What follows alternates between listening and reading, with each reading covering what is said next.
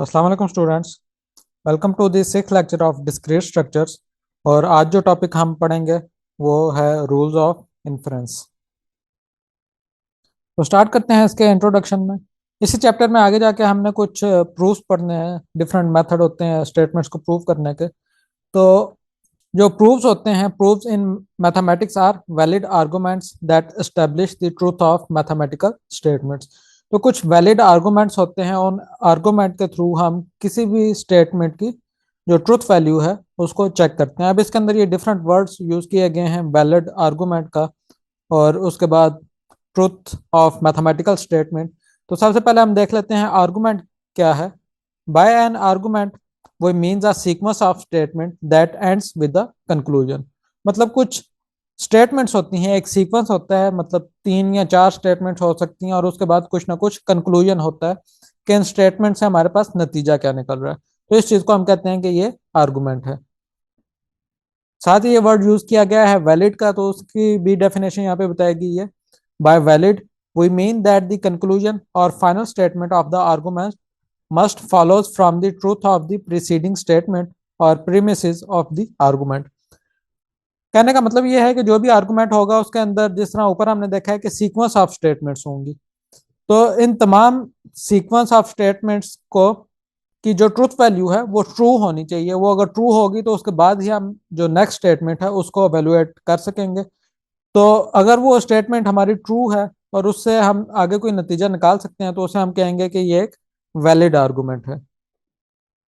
To deduce new statement from statements we already have, we use rule of inference, which are templates for constructing valid arguments।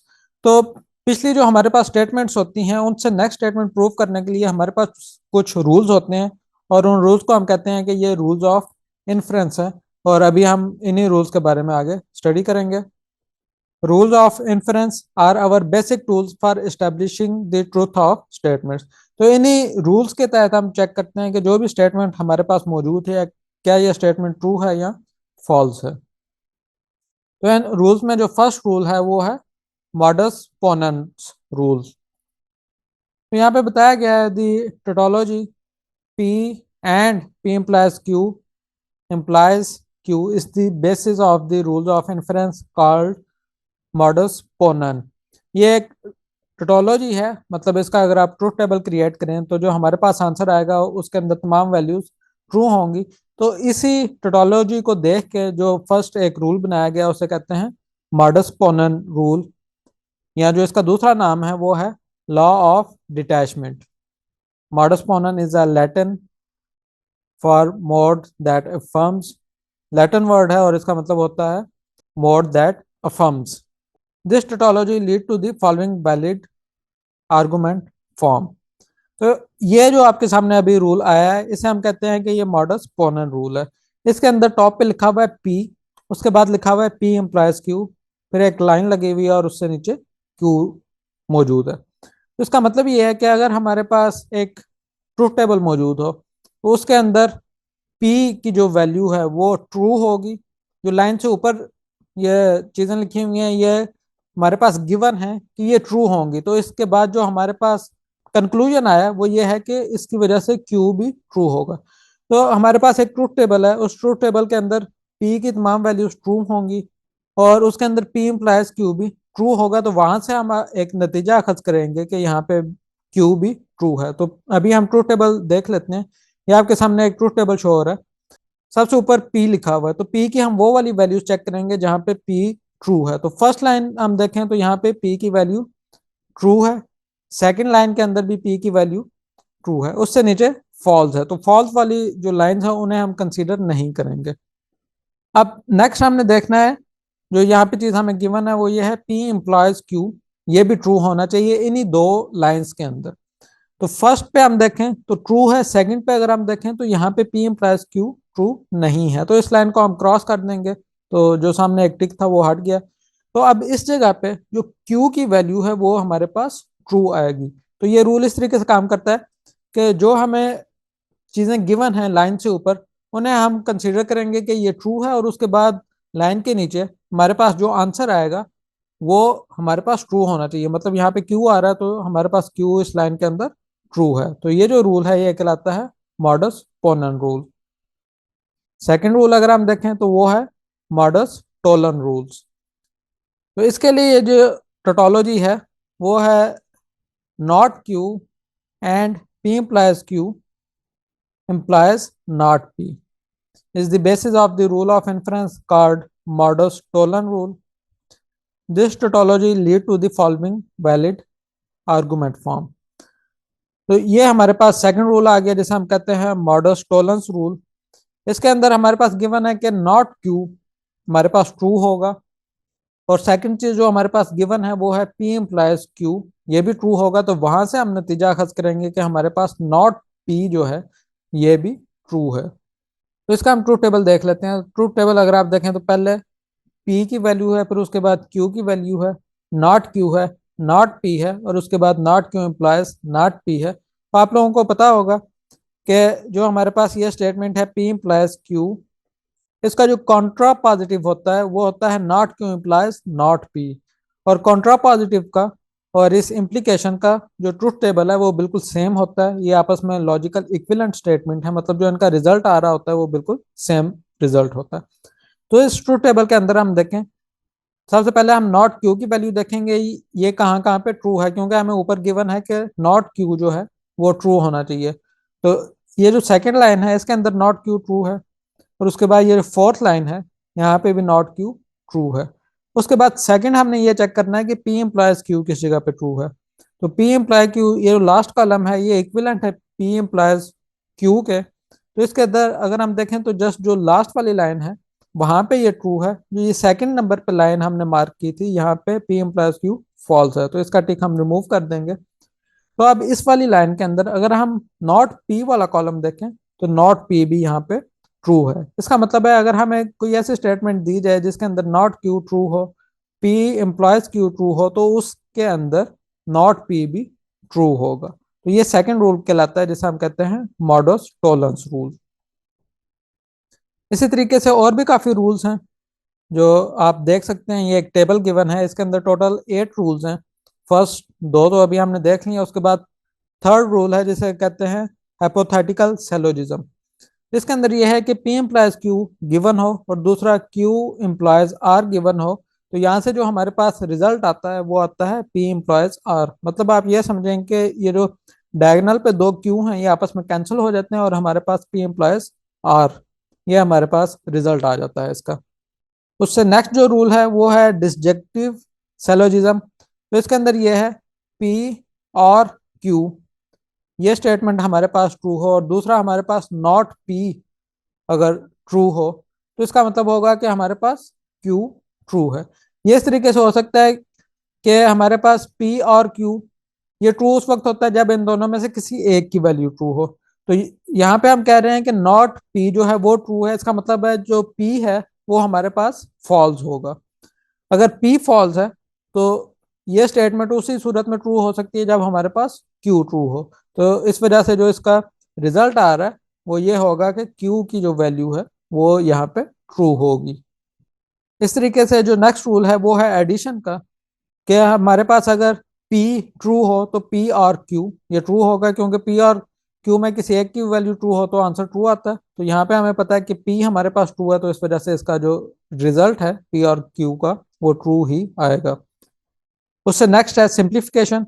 Simplification में P and Q अगर true हो तो हमें पता है P and Q उसी सूरत में true हो सकता है जब हमारे पास P भी ट्रू हो और Q भी ट्रू हो। तो यहाँ पे कहा जा रहा है कि P एंड Q ट्रू है, तो इससे साफ जाहिर है कि जो P है उसकी वैल्यू भी ट्रू होगी।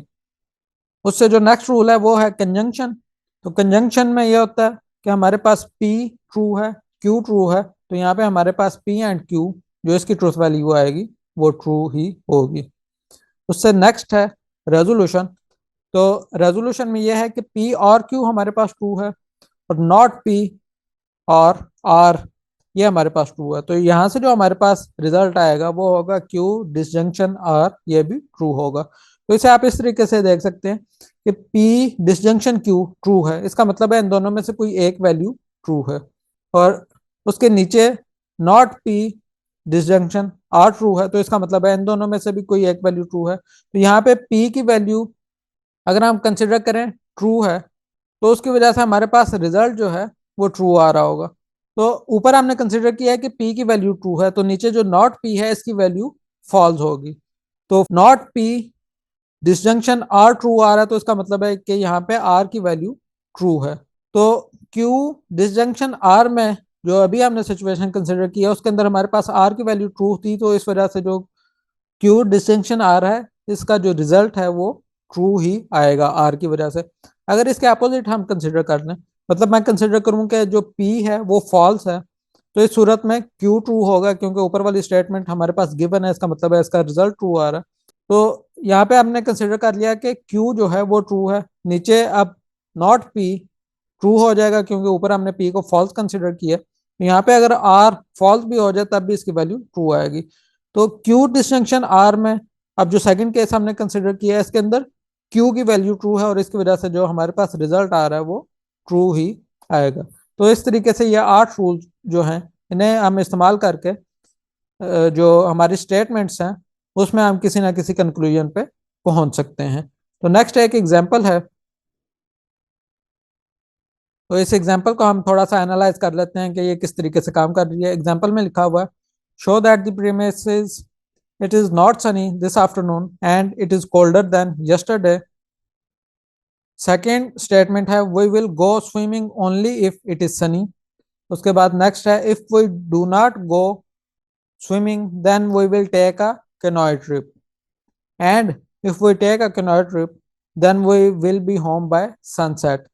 Lead to the conclusion we will be home by sunset. मतलब डिफरेंट प्रीमिसेस दिए हुए हैं, उसके बाद एक कंक्लूजन है we will be home by sunset. तो इन तमाम जो स्टेटमेंट्स पहले हमें गिवन है उनको हम एनालाइज करेंगे, और उसके बाद हम देखेंगे कि ये जो कंक्लूजन है हमारे पास ये ट्रू है या फॉल्स है, हम इस कंक्लूजन तक पहुंच सकते हैं या नहीं पहुंच सकते। तो सबसे पहले तो ये है कि जो हमारे पास प्रीमिसेस गिवन है इसे हम कुछ वेरिएबल्स असाइन कर देंगे। तो फर्स्ट है, it is not sunny this afternoon, तो इसे हम वेरिएबल असाइन करेंगे पी का, लेकिन इसके अंदर चूंकि नॉट आ रहा है, तो जब हम पी वेरिएबल असाइन करेंगे तो इसके अंदर से जो नॉट है उसे हम हटा देंगे। तो सोल्यूशन इसका देखें, P it is sunny this afternoon. उसके बाद नेक्स्ट स्टेटमेंट है, it is colder than yesterday, ये क्यू हो जाएगा।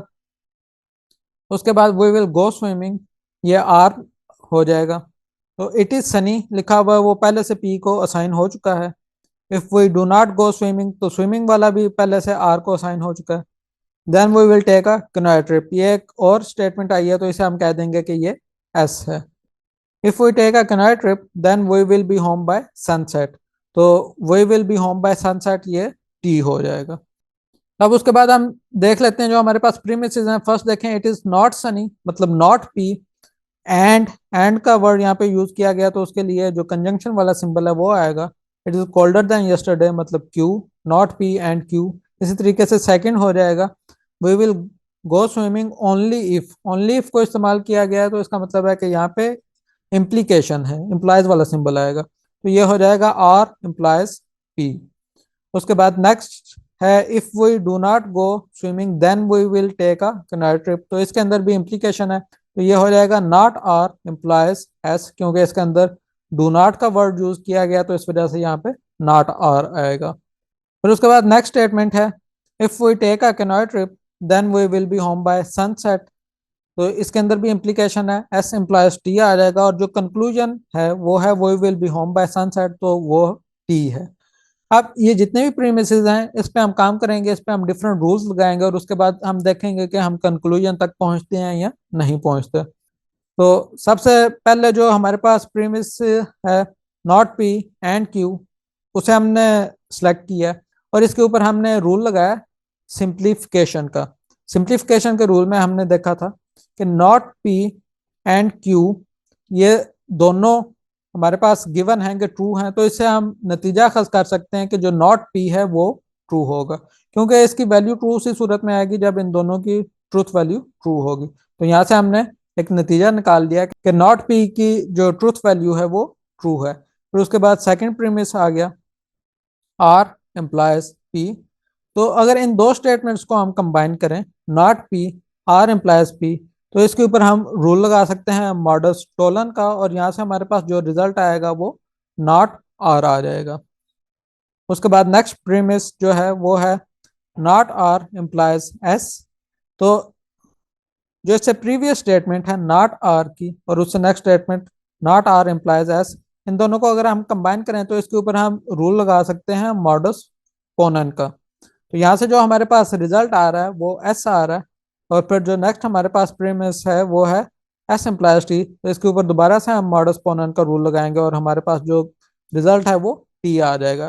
तो यहाँ से हम देख सकते हैं कि हम अपने कंक्लूजन पे पहुंच चुके हैं। टी हमारा कंक्लूजन था और इन कुछ रूल्स को फॉलो करते हुए हम टी तक पहुंच गए हैं, तो इसका मतलब है कि जो कंक्लूजन है वो वैलिड है। तो इस तरीके से ये जो रूल्स हैं ये काम करते हैं। इसके साथ ही हम एक और एग्जांपल भी देख लेते हैं। तो नेक्स्ट एग्जांपल है show that the premises if you send me an email then I will finish writing the program, if you do not send me an email then I will go to sleep early, and if I go to sleep early then I will wake up feeling refreshed. Lead to the conclusion, if I do not finish writing the program then I will wake up feeling refreshed. तो इसके solution के अंदर सबसे पहले तो हम variable assign करेंगे। P variable assign हो जाएगा you send me an email message, Q हो जाएगा I will finish writing the program, R हो जाएगा I will go to sleep early, S हो जाएगा I will wake up feeling refreshed. तो यहाँ से फिर जो हमारे प्रीमिसेस हैं, if you send me an email then I will finish writing the program, तो ये हो जाएगा पी एम्प्लाइज क्यू। उसके बाद नेक्स्ट है if you do not send me an email then I will go to sleep early. तो यहाँ पे नॉट का वर्ड यूज किया गया है तो इस वजह से नॉट पी एम्प्लाइज आर हो जाएगा। उसके बाद नेक्स्ट है if I go to sleep early then I will wake up feeling refresh, तो इसके अंदर भी इम्प्लीकेशन है, तो ये हो जाएगा आर एम्प्लाइज एस।